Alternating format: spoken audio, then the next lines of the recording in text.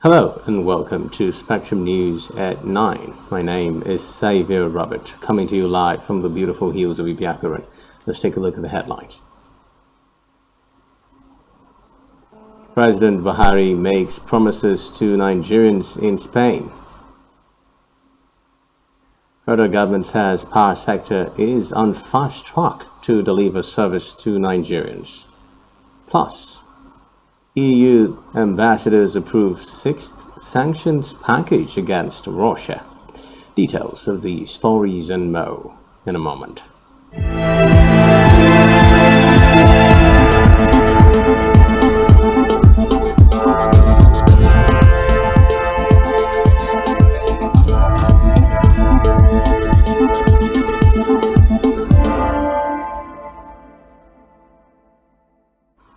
We begin the news with a report that President Muhammadu Buhari today met with Nigerians living in Spain on the sidelines of his official visit, pledging that Nigeria will continue to defend the interests of its nationals living abroad. The diaspora team, which met with the president, included John Bosco, president of the association, his deputy, Richard Omorebe, Super Eagles defender who plies his trade with Leganes, Kenneth Omero Obinna-Okafo, among others. This was disclosed by Special Advisor to the President on Media and Publicity, Femi Adesina, in a statement today.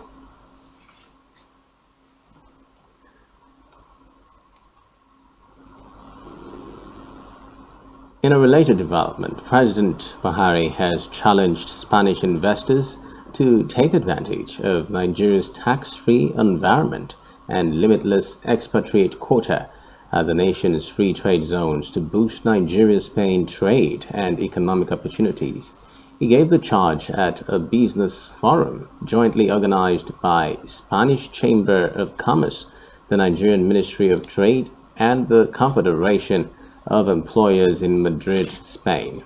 According to President Buhari, for a number of decades, Spain has been one of Nigeria's most important trading partners.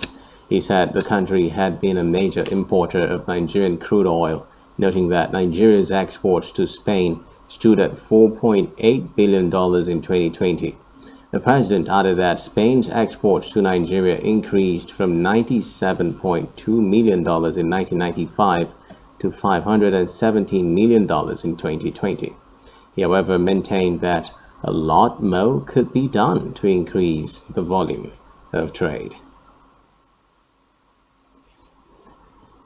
Meanwhile, President Buhari has called for global cooperation to avert a looming food crisis as the war between Russia and Ukraine rages on. The president made the call in Madrid, Spain, at the Royal Palace during an audience with King Felipe VI in continuation of his visit to the country. The Spanish king said Nigeria was an important country and looked forward to an opportunity to visit the country, especially against the background of stronger cooperation being forged by both nations. President Buhari thanked the Spanish monarch and President Pedro Sanchez for the invitation and hospitality extended to him since his arrival, and said his country was anticipating increased bilateral relations between the two nations.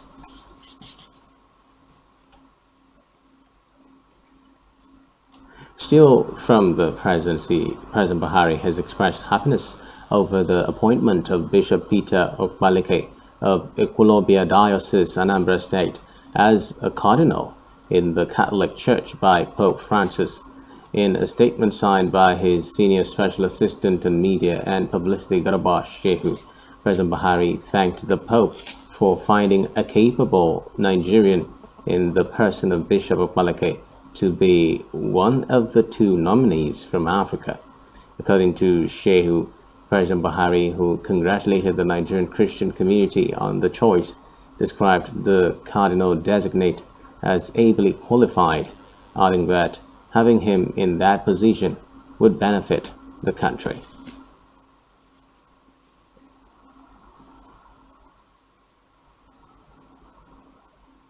Away from that, federal government has directed the Nigerian National Petroleum Corporation (NNPC) to implement a deal on a gas pipeline to Europe through Morocco. Reports say Africa's gas resources are increasingly in the spotlight as the European Union looks to wean itself off Russian supplies following the invasion of Ukraine in February. Meanwhile, approval for a memorandum of understanding on the gas project with West African Regional Bloc (ECOWAS) was given after the Federal Executive Council meeting, Petroleum Minister Timothy Silva told reporters in Abuja.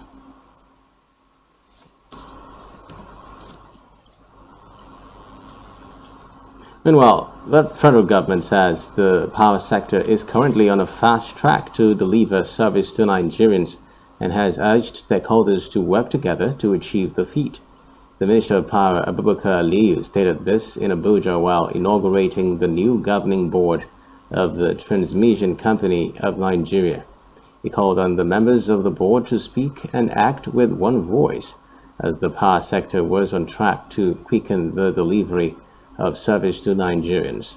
According to him, the electricity that is being delivered is not at the level to support the economy and the population, and there is a desire for more.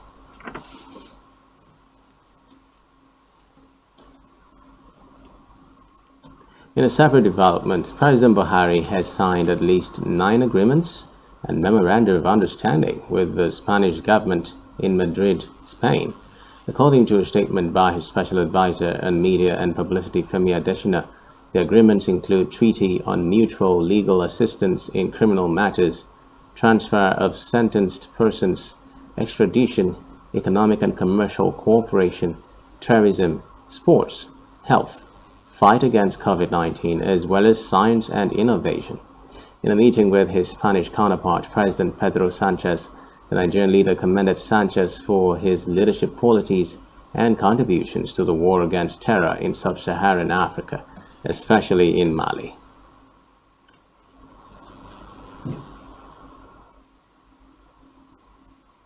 To financial crime now, where the suspended Accountant General of the Federation, Ahmed Idris, has been released on bail by the Economic and Financial Crimes Commission, EFCC. EFCC spokesperson Wilson Owojaren confirmed the development to newsmen. It could be recalled that the EFCC had arrested Idris over an 80 billion naira fraud. The EFCC said Idris was arrested after failing to honor the Commission's invitations to respond to issues connected to the fraudulent act. In a related development, operatives of the Economic and Financial Crimes Commission, EFCC, has arrested 7 suspected internet fraudsters in the Gwagwalada and Lugbe areas of Abuja. The suspects were identified as Endurance Ozigbe, Erai Kwemen, Ugochukwu Ezenwa, God's Gift Ogenekome, Odeibo, Michael Rio, Lawal Waliyu, Ivan Abu, and Sunday Mba. The anti-graft agency said the suspects were arrested based on credible intelligence worked upon by the EFCC. Items recovered from them are different brands of mobile phones and computer devices.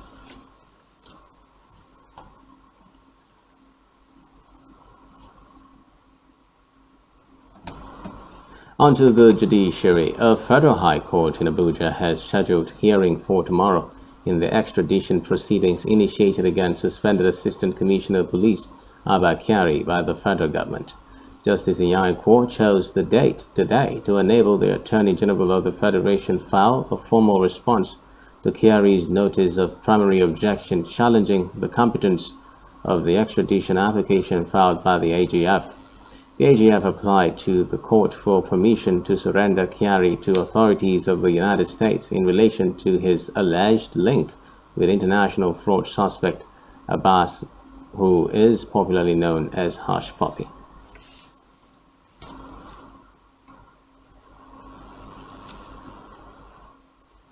In education, the Universal Basic Education Commission is planning to construct 6 smart schools in the 6 geopolitical zones to the tune of 3.6 billion naira.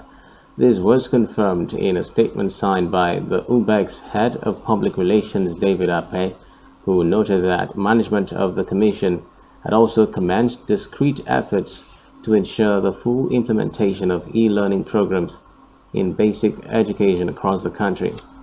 Abwe further explained that the capacity building for the different categories of stakeholders would include general training on ICT, tools, and facilities.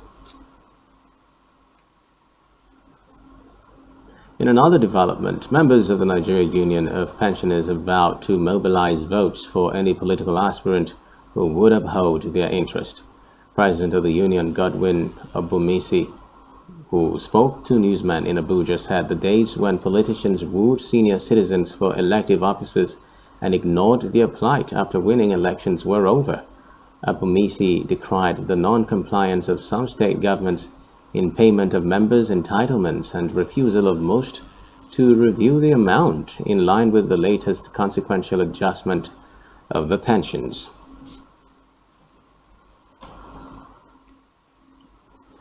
In the run-up to the 2023 elections, the Independent National Electoral Commission (INEC) has expressed worry over the 20 million permanent voter cards still lying unclaimed in its vault. INEC's Deputy Director of Voter Education, Mary Nkem, raised the concern at the launch of the PVC Bus Drive project organized by a non-governmental organization, the Advocacy for Civic Engagement in Abuja. Nkem, who noted that it is votes and not social media that will determine the winners of the 2023 general elections, said previously printed PVCs uncollected were still available for collection by the owners at the INEC offices across the country. To Zamfara now, where the State House of Assembly has adopted the 2022-2023 sitting calendar for 6th Assembly. Presenting a request for the adoption, the Deputy House Leader Nasiru Bungudu called on his colleagues to review and adopt the calendar to enable the House make adequate plans for the 4th session, which will commence on 15th June 2022. Nasiru Lawal asked the lawmakers to deliberate and agree to close the House for 2022 end-of-the-year recess for the entire members to re-engage their constituents and plan for the 4th session.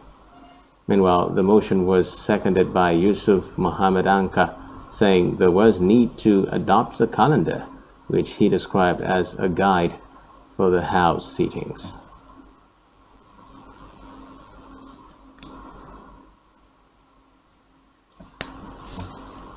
Meanwhile, Governor Amadou Fintiri of Adamawa State has inaugurated 8 newly appointed judges for the judiciary. Governor Fintiri supervised the swearing-in of the new judicial officers today at the Government House, Yola, pledging his administration's resolve to strengthen the judiciary. The new judges are Momsisuri Bemari Odo and Evaristus Paul for Customary Court, as well as Magaji Chiroma and Ibrahim Bakindo for Sharia Court. The rest are Ishaku Haliru, Felix Nzaga, Abbas Adamu Hobon, and Maxwell Tatius for the State High Court. Addressing the new judges, who were accompanied by their family members to the swearing-in ceremony, Fintiri said his commitment to the well-being of the judiciary is premised on his avowed vision to make the tenets of democracy the bedrock of justice and equity for the benefit of the common man. In politics, Rivers Governor Nyesom Wike has met with ex-Vice President Atiku Abubakar and 2023 hopeful, being the second in 48 hours. In a statement syndicated on his social media pages, Abubakar said he was proud of the promises the spirit of solidarity holds for the party as a united front that guarantees victory in the next election to rescue the country. Recall that Atiku defeated Wike and others to clinch the People's Democratic Party ticket last Saturday. Back here, Akwa Ibom State Governor Dumimaniel has denied making uncomplimentary remarks against any of the presidential aspirants in the just concluded PDP presidential primary. Governor Emmanuel had arrival in the state after the presidential primary election, granted an interview. He called on PDP faithful to support the presidential candidate of the party and described all the aspirants as competent to lead the country. But a section of the social media was reportedly awash with allegations that the governor made uncomplimentary remarks about other aspirants in the race. Fielding questions from Government House correspondents at the Victor Tar International Airport on return from a brief official trip to Abuja, Governor Emmanuel denied ever making such malicious comments and called on security agencies to clamp down on those who perpetuated the mischief and falsehood using the social media. Governor Emmanuel said such acts of falsehood should not be tolerated and insisted that politics should not degenerate into character assassination and selfish political gains. Still in Akwa Ibom, the National Association of Nigerian Students NAN South-South region have issued a 21-day ultimatum to the federal government to resolve its lingering issues with Academic Staff Union of Universities ASU, so students can return to school or face total shutdown of economic activities across the region. The student body made the comment at the commencement of a region-wide protest which kick-started in Uyo, the Akwa Ibom state capital. Addressing Nigerian students from the region during the protest, NAN's Public Relations Officer Utebe Ekanem said the body would continue with the planned peaceful protest across the region before waiting to see the federal government's reaction and deciding follow-up actions. In a country where money is easily borrowed to fund what many will consider unfruitful ventures by the federal government, especially considering the millions currently exchanging hands within this electioneering period, the question on everyone's lips is, why is the federal government yet to grant ASU's demand for students to return to school? Activities were shut down along major federal government establishments and road, including the Federal Secretariat along a back road in Uyo, Akwa Ibom State yesterday, June 1st, in a region-wide peaceful protest by the South-South body of the National Association of Nigerian Students.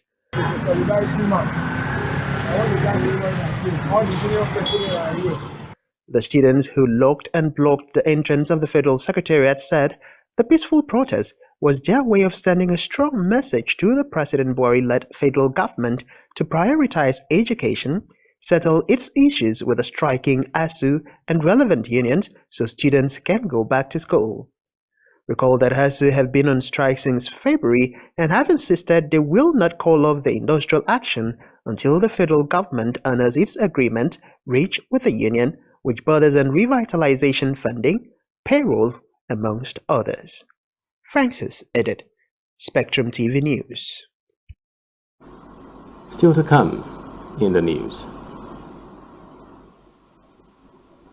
Amazon to close Kindle e-book store in China. Do stay with us.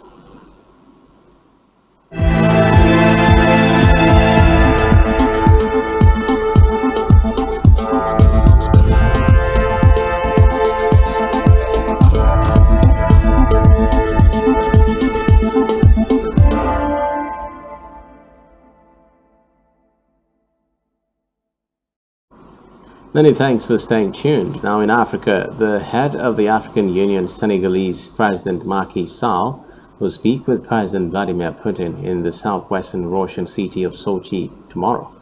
The visit is aimed at freeing up stocks of cereals and fertilizers, the blockage of which particularly affects African countries, along with easing the Ukraine conflict. Reports say the visit was organized after an invitation by Putin, and that Sall will travel with the President of the African Union Commission. Still in Africa, Tunisian President Kais Saied has sacked 57 judges, accusing them of corruption and protecting terrorists. In a televised address, he said he had given the judiciary multiple opportunities and warnings to purify itself. Among the sackings announced in the government's official gazette was Youssef Bouzake, the former head of the Supreme Judicial Council. President Saied replaced the council earlier this year, part of his efforts to consolidate his position after he seized power last July. He has already dismissed Tunisia's elected parliament and set aside the constitution. Meanwhile, Said has promised a referendum on the new constitution next month. Away from that, the United States has appointed a new envoy for the Horn of Africa to try to help with the peace process in Ethiopia. Mike Hammer was previously the U.S. ambassador to the Democratic Republic of Congo. Meanwhile, U.S. Secretary of State Antony Blinken said Hammer's appointment underscored American commitment to peace, security, and prosperity for Ethiopia. Recall that in November 2020, the Ethiopian government launched an assault in the Tigray region, triggering a conflict that has displaced more than 2 million people. Meanwhile, the United Nations mission in Mali, MINUSMA, says one of its peacekeepers has been killed. Reports say a convoy carrying a Jordanian contingent came under fire from small arms and rocket-propelled grenades in the northern region of Kidal. 3 others were injured. It is not clear who carried out the attack, but MINUSMA was created in 2013 to help defend the country against Islamist militants. Meanwhile, the UN has lost more than 170 of its peacekeepers in Mali since then. The Transitional Military Council is ruling the country after ousting the elected President Ibrahim Keita in 2020.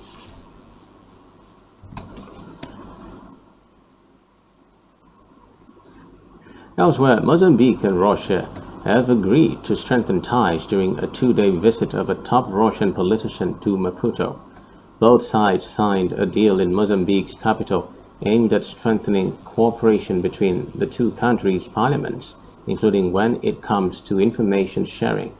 Valentina Matvienko, chairwoman of the Russian Federation Council and Senate, had high praise for Mozambique, calling it a trustworthy partner and recalling Moscow's historic support for the southern African nation. She said this ranged from assistance during the liberation struggle against Portuguese colonizers to training Mozambicans in Russia. It could be recalled that Mozambique was one of 58 countries that abstained on a UN General Assembly vote on suspending Russia from the UN Human Rights Council because of the war. On the foreign scene, EU ambassadors have approved the sixth round of sanctions against Russia, which includes a partial ban on Russian oil imports and removal of the head of the Russian Orthodox Church, Patriarch Kirill, from the list of sanctioned individuals. The approval came after early media reports claimed Hungary was holding the finalization of the sanctions package, insisting on removal of the Russian Patriarch. The new measures will come into effect after publication in the EU official journal, expected tomorrow. Still on the foreign scene, Britain's Prince Andrew has tested positive for COVID-19 and will miss a Thanksgiving service being held for Queen Elizabeth tomorrow to mark her 70th year on the throne. This is according to a Buckingham Palace spokesperson. Andrew, the Queen's second son, was forced to quit royal duties over his friendship with late convicted sex offender Jeffrey Epstein, and settled a U.S. lawsuit in February in which he had been accused of sexually abusing a woman when she was underage. Moving now to royalty, where a reportedly beaming Queen Elizabeth today waved to cheering crowds massed outside the Buckingham Palace.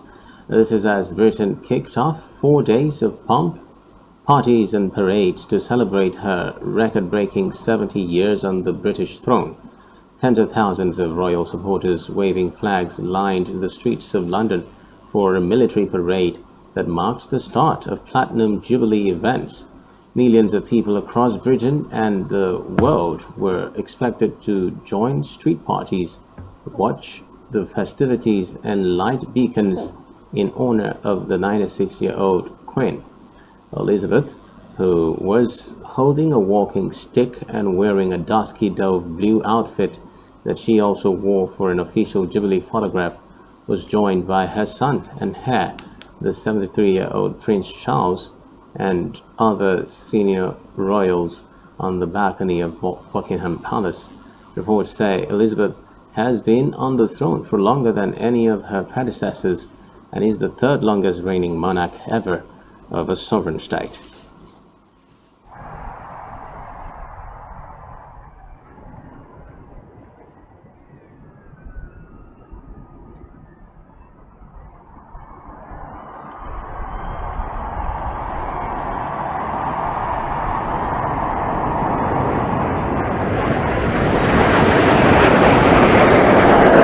Buckingham Palace, where the Queen is standing.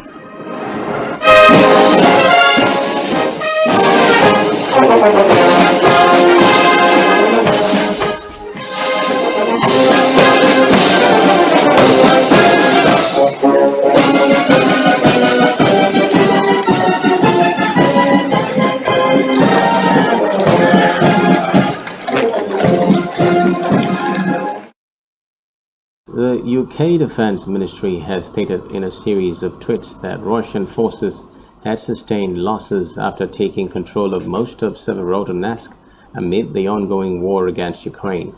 According to the UK, although Russia has taken control of most of Severodonetsk, the main road into the Severodonetsk pocket likely remains under Ukrainian control, even as Russia continues to make steady local gains, enabled by a heavy concentration of artillery.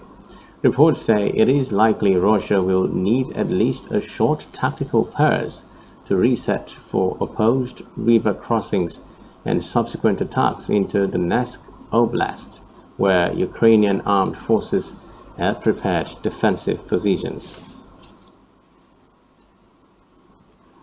Meanwhile, Britain will offer work visas to graduates from the world's best universities in an expansion of its post-Brexit immigration system that is designed to attract the best and brightest workers. The government said under the scheme, graduates with a bachelor's or master's degree from the top 50 universities abroad can apply for a 2-year work visa and will be allowed to bring family members with them. Those who receive doctorates can apply for a 3-year visa. Reports say successful applicants will be able to switch to longer-term employment visas. Meanwhile, the most recent list of eligible universities from 2021, published online by the UK government, comprises more than 24 US universities, as well as institutions in Canada, Japan, Germany, China, Singapore, France, and Sweden. No African university is on the latest eligibility list, attracting accusations of discrimination against Africans. On our business news, US tech giant Amazon said today that it will stop operating its Kindle e-book store in China from next year, closing the chapter on a massive consumer market. The e-commerce pioneer has in recent years appeared to admit defeat to local Chinese rivals such as Alibaba and JD.com, ending its online retail operations for Chinese consumers in 2019. Reports say Amazon's decision to pull the Kindle service comes about 8 years after it first set up an official store for the e-book reader on Alibaba's Tmall platform. Still in business, Federal Airports Authority of Nigeria FAN has reacted to reports that international flights were being diverted to neighboring Ghana and Benin Republic due to ongoing repairs at the Murtala Mohammed International Airport runway in Ikeja, Lagos State. Reports had emerged that there were diversions of international flights to other countries. Reacting, Acting General Manager Corporate Affairs FAN Faithful Hope Ibaze denied the rumors in a statement today in Lagos. She said there was a planned rehabilitation of runways 18R/36L international runway slated from June 4 to June 5. Meanwhile, World Bank economists Jonathan Lane and Jacob Engels say rising inflation, persistent population growth, the COVID-19 pandemic, and the war in Ukraine are threatening Nigeria's poverty reduction aspiration. In a post published on the bank's blog, Lane and Jacob said Nigeria's aspiration to lift all of its people out of poverty by 2030 presented a serious challenge. They added that even before COVID-19, 4 in 10 Nigerians lived below the national poverty line, amounting to 80 million people. Elsewhere, according to a new industry statistics from the Nigerian Communications Commission, about 6.18 million global system for mobile communication subscribers joined the national network between January and April this year. Also, the number of active telephone connections per 100 inhabitants within all areas in Nigeria increased to 105.6%, amounting to 201.67 million subscriptions in April. The NCC's industry statistics showed that the number of active GSM subscribers increased from 195.13 million in December 2021 to 201.31 million in April 2022. Reports say this is the first time the number of recorded subscribers in the nation is crossing 200 million since December 2020, when there were 204.15 million GSM subscribers in the nation.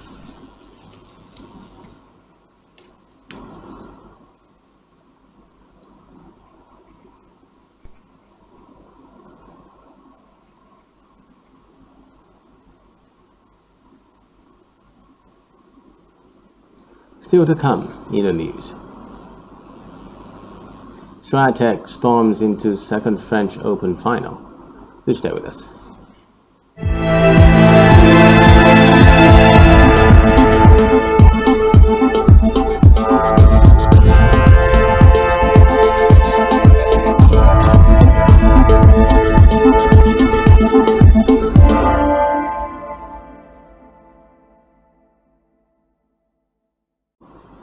Many thanks for staying tuned. Now in health, the World Health Organization says smoking tobacco is driving the tuberculosis epidemic, leading to about 730,000 episodes of the disease.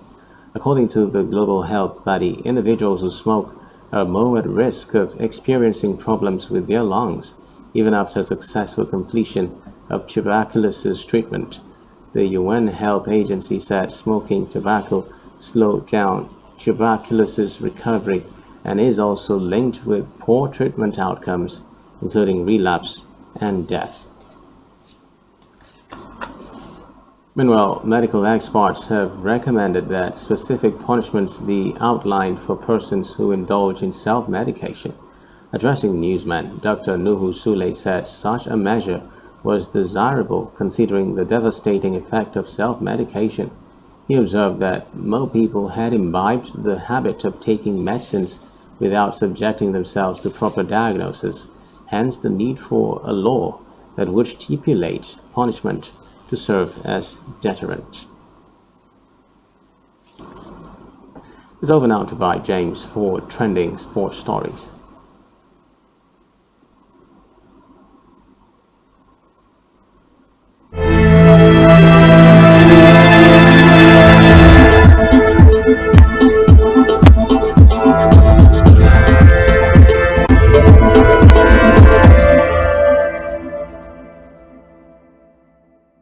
Thank you, Sylvia Roberto. Good evening and welcome to the Sports Desk. I am Bright James. In tennis, number 1 seed Iga Swiatek's winning streak hit 34 after she dispatched 20th seed Daria Kasatkina 6-2, 6-1 in just 64 minutes to reach her second Roland Garros final. Swiatek is now tied for the second longest winning streak of this century with Serena Williams, who won 34 consecutive matches between Miami and Wimbledon 2013.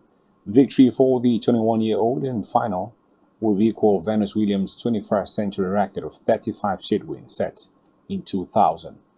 Now to basketball, where the world governing body for basketball FIBA has replaced Nigeria's female basketball team, the Tigress, with Mali for the FIBA Women's Basketball World Cup 2022 in Belgrade. Nigeria was disqualified after President Muhammadu Buhari suspended the country from participating in all international basketball competitions and activities for a period of 2 years. The president's withdrawal is said to be aimed at revamping the sport from the grassroots in Nigeria. In England, Manchester City player Benjamin Mendy will stand trial accused of 8 counts of rape after being charged with an additional offence. The latest allegation of rape relates to a new complainant and could only be reported for the first time on Wednesday, after reporting restrictions were lifted during a hearing at Chester Crown Court. He is due to go on trial on July 25th along with co-defendant Louis Saha Mature, who has also entered not guilty pleas to all charges he faces. Mature denies 8 counts of rape and 4 counts of sexual assault. Both defenders are on bail. More football stories, where Scottish referee Craig Napier came out as gay on Thursday, becoming the first openly gay figure in the Scottish game since late Hartsford Justin Fashanu in the mid-1990s. The Category 1 official follows Blackpool's Jake Daniels in coming out after the 17-year-old revealed his sexuality last month. Napier, who's 32, said he was inspired by Daniels and felt the need to change the climate and remove the stigma and fear that others in a similar position may feel.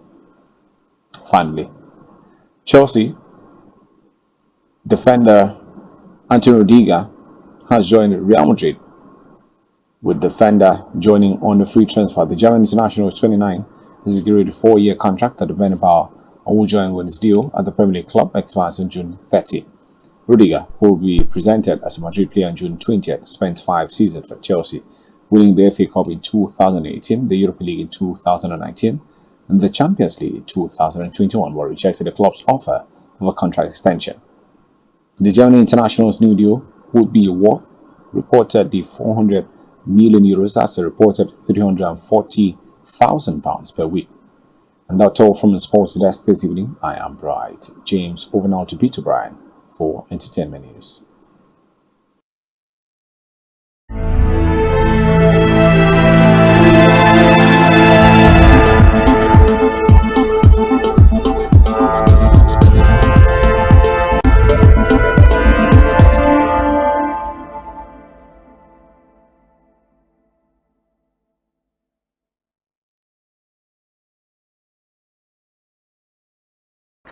Thanks, Bright James. Hello and welcome to the Entertainment Desk. I am Beto Bryan. First off on our bulletin this evening, Bibi Niger's Pere refutes claims of an affair with Kogi State's First Lady. Big Brother Niger Shine Your Eye finalist and Nollywood actor Pere Egbi has reacted to allegations that he is having an affair with Kogi State's First Lady Rashida Yahaya Bello. This allegation was made by a journalist, Jackson Uday, who questioned why the reality star was all over the place with Rashida Yahaya Bello. In a now-deleted tweet, Jackson O'Day added that the gist making rounds is that Rashida had gifted Mr. Pere 5 million naira when they first met. In a swift reaction, Pere Egbi denied the allegations and threatened legal actions against the journalist. He described the publication as a demonic lie and a figment of a diseased imagination of Jackson. In our next story, court nullifies NBC's amended code. A federal high court has nullified the 6th edition of the National Broadcasting Commission's Broadcasting Code. A court sitting in Lagos on Thursday, May 26, declared the proposed code illegal, null and void, and ultra-vires. According to the court presided over by Justice Ambrose Louis Alago, the NBC does not have the power to prohibit exclusivity or compel sublicensing of privately acquired rights of television contents. As such, is against the Constitution and the Copyright Act. Recall that the controversial amendment was heavily criticized by notable filmmakers and Nollywood influencers.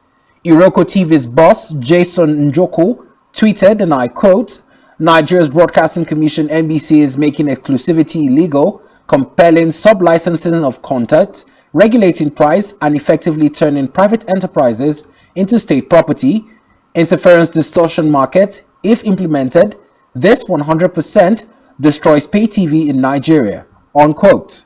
The lawsuit nullifying the code was filed by filmmaker Femi Davis, who claimed that the code violates his intellectual property rights.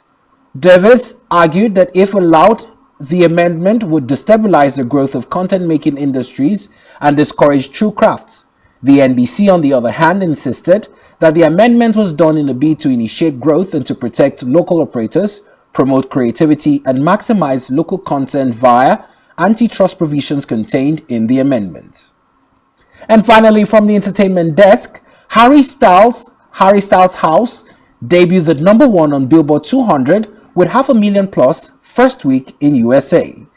Harry Styles' album became the fastest selling album this year with over 500,000 equivalent units in US alone, with 182,000 being VAL copies. Harry Styles' House debut on the top of the Billboard 200 chart was dated as of June with a massive 521,500 equivalent album units earned in the US in the first week ending May 26. According to Inaugurates, it is the largest week of 2022 for any album and only the 4th album in the last 18 months to earn at least 500,000 units in a single week. It logs the biggest week for an album since Adele's 30 debuted with 839,000 units in the week ending November 25, 2021, and charting dated December 4, 2021. Styles and Adele are also record label mates. Both are on Columbia Records. Harry's House is Styles' third number 1 on the Billboard 200 and entirety of his solo releases, and all three have bowed at number 1. He also topped the list with 2019's Fine Line and his 2017 self-titled debut. Harry's House was released on May 20, with Harry's House also logging a modern era record of single-week VAL album sales as it sold 182,000 copies in VAL in the US. This marks the largest week for an album on VAL since Luminate began tracking music sales in 1991. It beat the previous high set last year when Taylor Swift's Red, Taylor's version, sold 114,000 VAL copies in the week ending November 18, 2021. The VAL sales of Harry's House were so large that VAL sales alone would have made the album number 1 on the Billboard 200 in all but 3 weeks of 2022 thus far.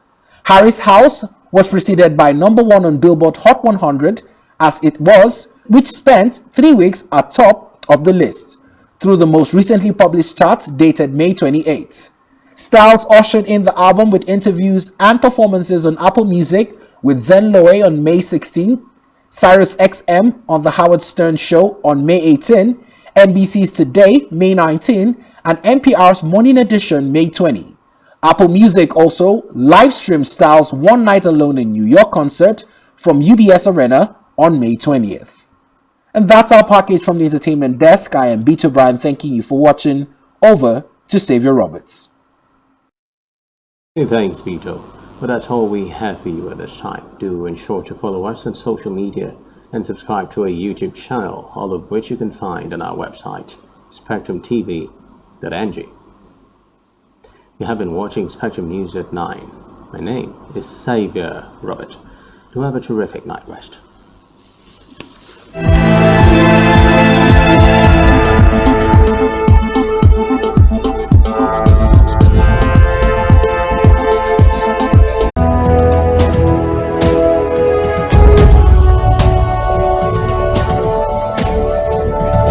Spectrum TV, broadening your horizon.